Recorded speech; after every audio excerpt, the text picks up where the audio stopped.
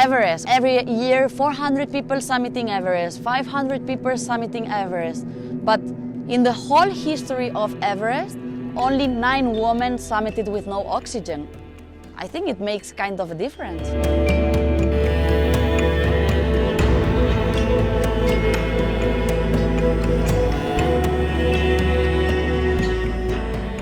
I'm Stefi Troguet, I'm from Andorra. I'm in the middle of my project of climbing the 14 8,000 meter peaks of the world without the use of supplemental oxygen.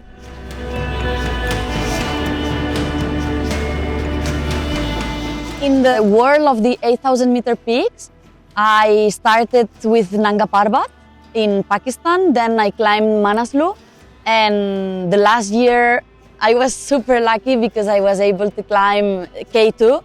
To me, till now, K2 it was the hardest. Most of my friends with who I started in the 8,000 meter peaks, they went to K2 and they tried to climb it in winter. It was like hell because many of them, they died. So it was very hard, very, very hard. Especially on the part when I know my friends lost their lives. This was really hard. So yeah, when I arrived in Camp 4 in K2, I was crying. I mean, I was more emotional in Camp 4 than in Summit. Even today, I don't think I realized that I climbed K2, but in Camp 4 it was like a very, very shocking place because I knew it was the body of my friends there. I knew they lost their lives in there. So it was more, even if it was really, really hard physically, it was more an emotional expedition.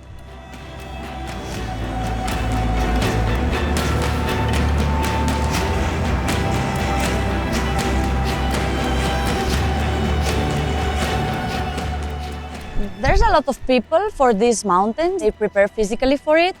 To me, the last years, this became my way of living. So what I basically do, if there's snow, I ski. If there's ice, I go ice climbing.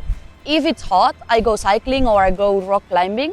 Alpinism, it's a very complete sport. And there's another part, which is the lack of oxygen.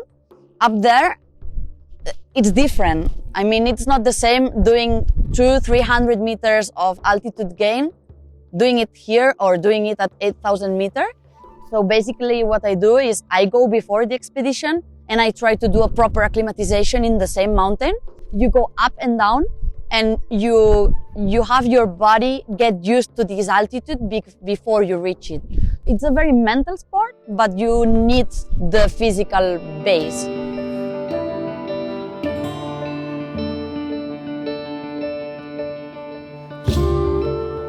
Even if I'm going alone, I always have a Sherpa who's next to me. And if an emergency situation comes, I don't have an emergency oxygen system, but I know the people who's around me, they are mountain rescuers in 8,000 meter expeditions. So even if I'm climbing with no oxygen, I know the team around, they are the best team I can have. You know, and I've been lucky when I started these mountains before climbing 8,000 meters. I knew Nims Dai, he's a good friend of mine. When I knew him, he didn't have these big projects and no one knew him. Now he's a big figure in the mountain world. So going with him means having a good team behind me.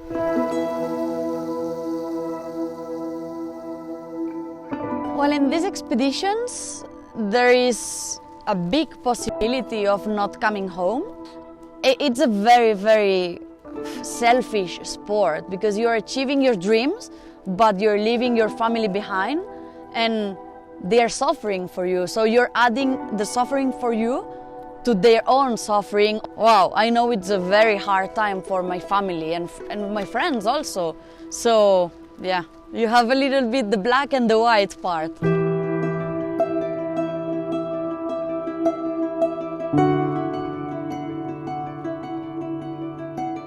Soc el Jordi Trouguet, soc el pare de la Stefania Troguet. Bueno, jo de petita ja li compràvem banyadors i li compràvem xancles i tovalloles perquè fes piscina, però la mala experiència d'un mal monitor la va portar a fer altres esports, que és el de muntanya.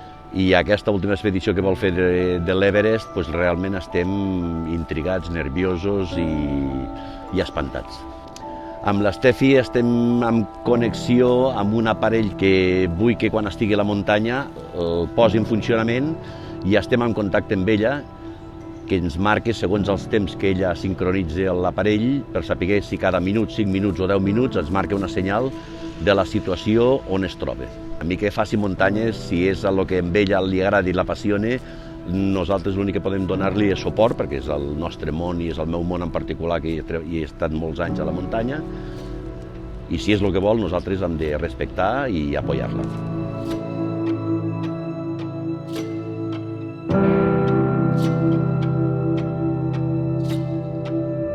I think a very important part of these expeditions is the gear you use. Before being in the big mountains, I was skiing in racing for most of my life, and then I became a ski instructor. I was already using X-BIONIC when I was a child, so when I started having my first sponsors, it was like a dream to be part of X-BIONIC because it was the brand I was using. I get introduced into X-BIONIC family, and yeah, now we are growing all together with the brand. On the outside you can see my down suit. There's also a very important laying part inside. So during the trekking or the low altitude camps, I use the Energizer product because I sweat more and I'm more active. And when I need like a little bit of warmest layer, I go into the merino products.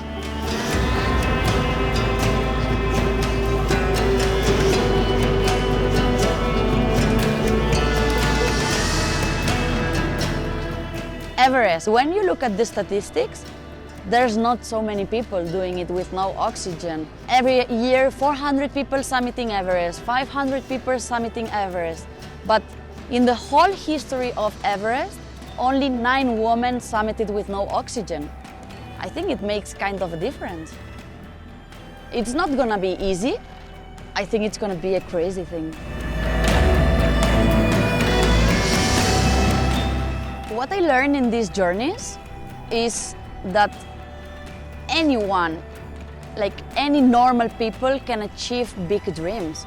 I mean, I'm not a superhero. I'm a normal girl who trains for a dream, but my base is a normal girl. And this is what I'm trying to show to the world. If you have a dream and if you go for it, you can achieve it.